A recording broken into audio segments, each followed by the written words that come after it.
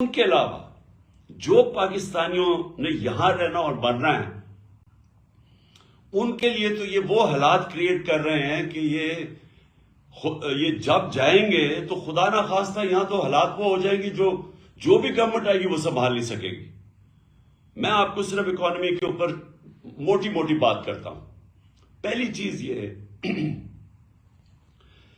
کہ ہمارا مسئلہ یہ ہے کہ انہوں نے جو 4 گنا زیادہ پاکستان کے قرضے بڑھائے تھے 2008 اور 2018 کے بیچ میں، یہ جو چھوڑ کے گئے تھے 4 گنا زیادہ 10 سال میں قرضے بڑھے تھے. یہ سمجھ جائیں کہ 60 سالوں کے اندر پاکستان کا 6,000 ارب روپے ٹوٹل قرضہ تھا اور 2008 میں، اور 2018 کے اندر وہ پہنچ گیا تھا 30,000 ارب روپیہ، 30 ٹریلین روپیہ. تو 4 گنا ہمارا قرضہ بڑھا، اور جب قرضہ بڑھا تو اس کے اوپر اب ہمیں سود دینا پڑتا ہے. تو پاکستان کا اب حالات یہ ہیں کہ اگر ہماری معیشت بڑھتی نہیں ہے تیزی سے، جس کو اکنامک گروتھ کہتے ہیں، اگر اس ملک کی اکانومی بڑھتی نہیں ہے اور اگر وہ اکانومی سکڑنا شروع ہوتی ہے تو وہ قرضے تو بڑھتے جا رہے ہیں. تو ہم نے قرضہ واپس کیسے کرنا ہے؟ یہ ایسی ہے کہ گھر کے اوپر اگر قرضہ چڑھا ہو، اب وہ گھر کیسے وہ قرضہ واپس کرے گا؟ آمدنی بڑھائے گا. آمدنی بڑھائے گا تو وہ قرضے واپس کرے گا. اگر گھر کی آمدنی گرنی شروع ہو جائے تو قرضے تو وہی کہ وہاں سود لگتا جائے گا، قرضے بڑھتے جائیں گے. پاکستان کا مسئلہ یہ ہے کہ ہمارے اوپر جو قرضے چڑھے ہوئے ہیں، ہم نے قرضے کی قسطیں ادا کرنی ہے، اور اگر ہماری آمدنی نہیں بڑھتی تو وہ قسط میں ہماری کیپیسٹی آمدنی قسط واپس کرنے کے لیے وہ کم ہوتی جائیں گی. تو نمبر 1 مسئلہ اب اس وقت ملک کا کیا آ رہا ہے کہ جو ہم نے اپنے دور میں ریکارڈ ایکسپورٹس بڑھائی تھی، ریکارڈ ریمیٹنسز تھی، آئی ٹی کو ہم تیزی سے اوپر لے کے جا رہے تھے، جو کہ مستقبل ہے. ٹیکنالوجی تو مستقبل ہے نا دنیا کا، سب سے زیادہ پیسہ تو اب ٹیکنالوجی میں آتا ہے، آئی ٹی کے اندر. تو وہ بھی پہلی دفعہ پاکستان میں 75% ہماری وہاں ایکسپورٹس بڑھ گئی تھی. 32 ارب ہماری ریکارڈ ایکسپورٹس تھی، 31 ارب ریکارڈ ہماری ریمیٹنسز تھی، اور ٹیکس کلیکشن ہماری ریکارڈ تھی 6.1 ٹریلین، یعنی 6,100 ارب روپیہ. تو ہر طرح ہم آمدنی بڑھاتے جا رہے تھے، اور اس سے ہم نے اپنی قسطیں دینے کا ہماری کیپیسٹی بڑھتی جا رہی تھی. اور انشاءاللہ اگر ہمیں آگے بھی موقع ملے تو ہم نے کیسے مقابلہ کرنا ہے؟ اپنی آمدنی بڑھا کے. جو 6% گروتھ ریٹ تھی ہماری چوتھے سال، اور 5.7% گروتھ ریٹ تھی تیسرے سال کرونا کے باوجود، یہ 17 سال میں سب سے زیادہ گروتھ ریٹ تھی پاکستان کی. تو جب گروتھ ریٹ بڑھتی ہے تو آپ کے پاس پیسہ ہوتا ہے قرضے واپس کرنے میں. اور جو ہماری یہ بھی یاد رکھ لیں کہ 17 سال میں سب سے زیادہ زراعت کے اندر ہماری گروتھ ہوئی تھی 4.5%. یہ 17 سال کے بعد تھی. تو آمدنی تو ہماری بڑھتی جا رہی تھی. انہوں نے کیا کیا آتے ساتھ؟ انہوں نے آتے ساتھ ہی پہلے تو جیسے انہوں نے آتے ساتھ فیصلے کیے، مارکیٹس کے اندر پینک پھیل گئی. مارکیٹس نے وہ بڑی تیزی سے دیکھتی ہیں کہ ان کے پاس تو کوئی پلان ہی نہیں لے کے آئے، ان کے پاس تو کوئی پلان ہی نہیں ہے کہ پیسے واپس کیسے کرنے ہیں. اور جیسے یہ ہوا ہماری وہ گرنی شروع ہو گئی، ہماری مارکیٹ کے اندر روپیہ گرنا شروع ہو گیا، اور مارکیٹس پیچھے ہٹنا شروع ہو گئی. اور یہ میں نے پہلے 1 جون کو انٹرویو دیا تھا اس کو سمیع ابراہیم کو، جس میں نے کہا تھا کہ کیونکہ ان کے پاس اب پلان نہیں ہے، مجھے خطرہ یہ ہے کہ یہ ملک کو ادھر لے کے جا رہے ہیں کہ اگر اکانومی سکڑنی شروع ہو گئی تو ہم اپنے قرضے واپس نہیں کر سکیں گے.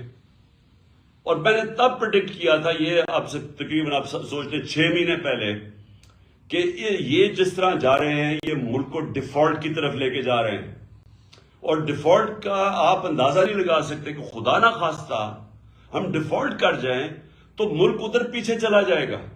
اور اگر کسی نے بیل آؤٹ بھی کرنا ہوا تو پاکستان کا جو سیکیورٹی ہے، نیشنل سیکیورٹی، وہ خطرے میں چلی جائے گی. تو بڑا انہوں نے شور مچایا کہ جی دیکھیں عمران خان کو غدار مجھے کہہ دیا، اور اسمبلیوں میں بڑا شور مچایا.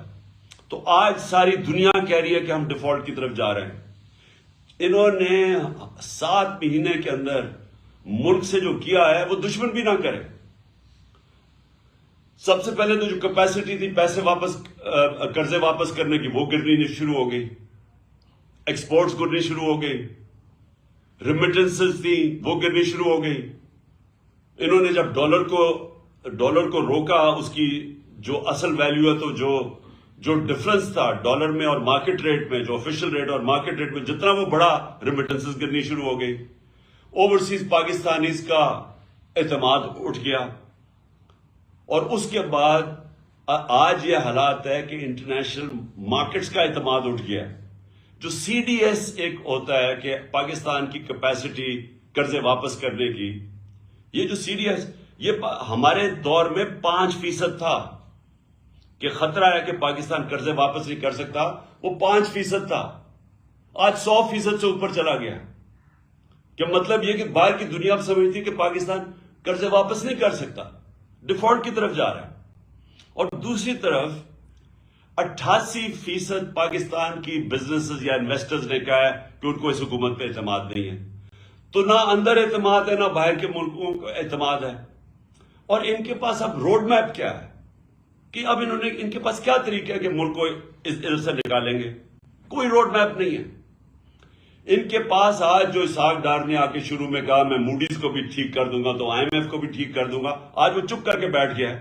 کیونکہ کوئی باہر سے لوگ ان پاکستان میں نہ انویسٹ کریں گے, نہ باہر کے کمرشل بینکس پاکستان کو قرضے دیں گے, کیونکہ پاکستان کا جو رسک ہے اب ڈیفالٹ کی وہ 100% سے بڑھ گئی ہے.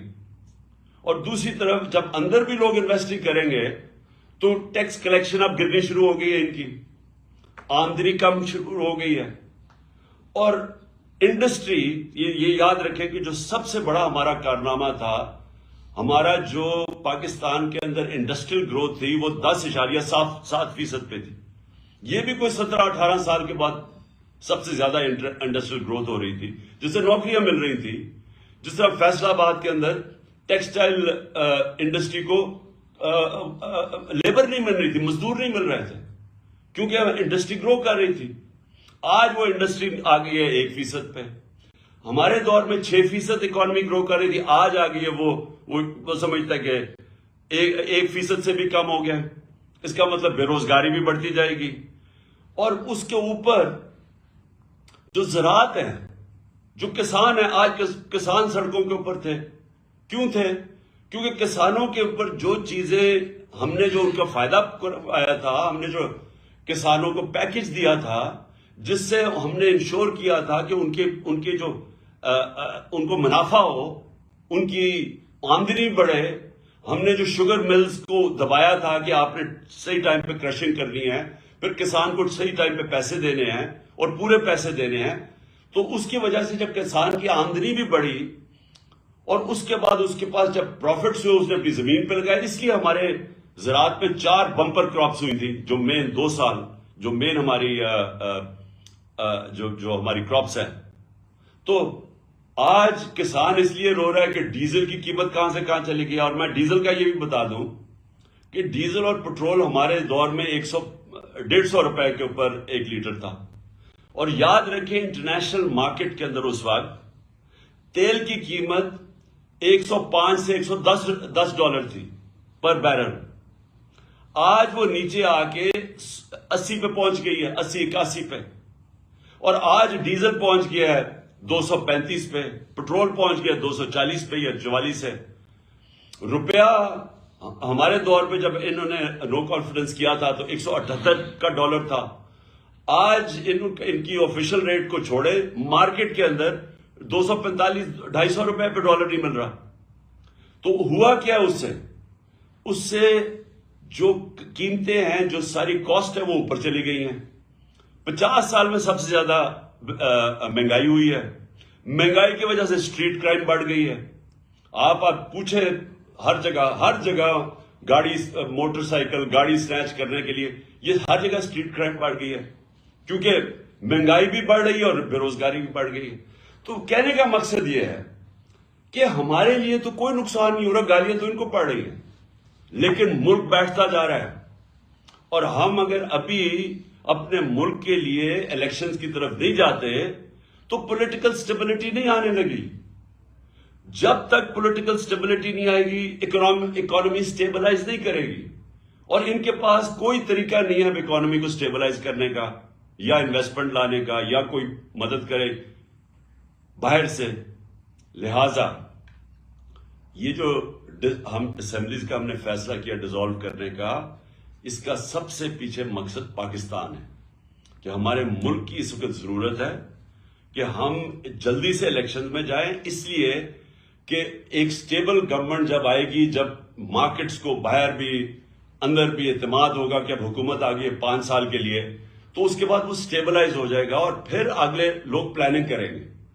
جو سرمایہ کار ہے، جو انویسٹر ہے، وہ یہ ہمیشہ سوچتا ہے کہ میں اگر اپنا پیسہ لگاؤں گا تو ملک میں 1 سال 2 سال 3 سال کے بعد کیا ہوگا، کیونکہ ایک دم تو اس کو نفع نہیں ملنا شروع ہوتا.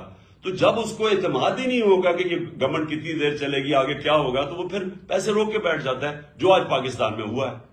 تو اس لیے الیکشنز کروانے تاکہ پولیٹیکل سٹیبلٹی سے ہماری اکانومی سٹیبلائز ہو. دوسرا مسئلہ کیا ہے؟ دوسرا مسئلہ ہے صوبوں کے اندر.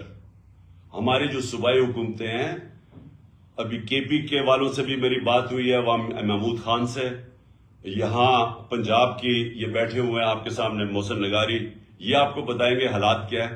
پنجاب میں غالباً 176 ارب روپے کی شارٹ فال ہے جو انہوں نے سینٹر نے دینی تھی، نہیں دی. پختونخوا چھوٹا سا صوبہ ہے، وہاں 120 ارب روپے انہوں نے دینے تھے، وہ شارٹ فال آ گئی ہے سینٹر سے. اور یہی آج گلگت بلتستان میں چلے جائیں تو وہاں کے چیف منسٹر کہہ رہے ہیں، آزاد کشمیر میں چلے جائیں تو وہاں کے پرائم منسٹر کہہ رہے ہیں کہ پیسے نہیں دے رہا سینٹر.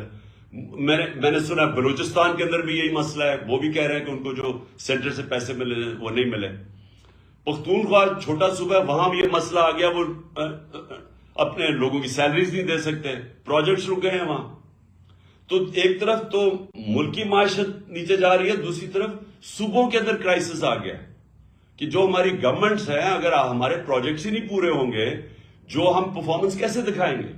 وہ دوسرا ایک خوف آ گیا صوبوں کے اندر.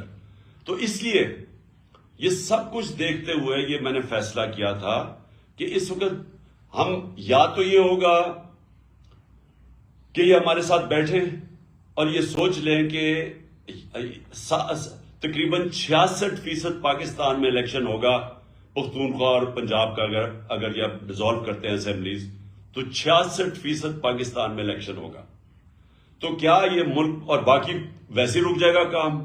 کیونکہ ساری جو پارٹیز ہیں جو یہ ابھی بیٹھی ہوئی ہیں 12-13 پارٹیز پی ڈی ایم کی، ان ساروں نے بھی الیکشن میں نکل جانا ہے، تو گورنمنٹ تو فریز ہو گئی، فیڈرل گورنمنٹ. لہٰذا یا تو ہمارے ساتھ بیٹھیں اور بات کریں کہ جنرل الیکشن کی ہمیں ڈیٹ دیں، کب آپ لانا چاہتے ہیں، نہیں تو پھر ہم اپنی اسمبلیز ڈیزالو کریں گے، ہم آپ کو موقع دیں گے. ہم یہ آپ کو موقع دے سکتے ہیں کہ ہمارے ساتھ بیٹھیں اور ہمیں بتائیں کہ کیا یہ آپ چاہتے ہیں کہ صرف 66% پاکستان میں الیکشن ہو اور آپ سینٹر پہ بیٹھے رہیں. تو ایک تو یہ آپ کے ان کے لیے ہے بیٹھنے کے لیے نیگوشیٹ، کیونکہ ابھی تک ہم نے بڑی کوشش کی، یہ پاس ہی نام ہی نہیں لیتے الیکشن کے.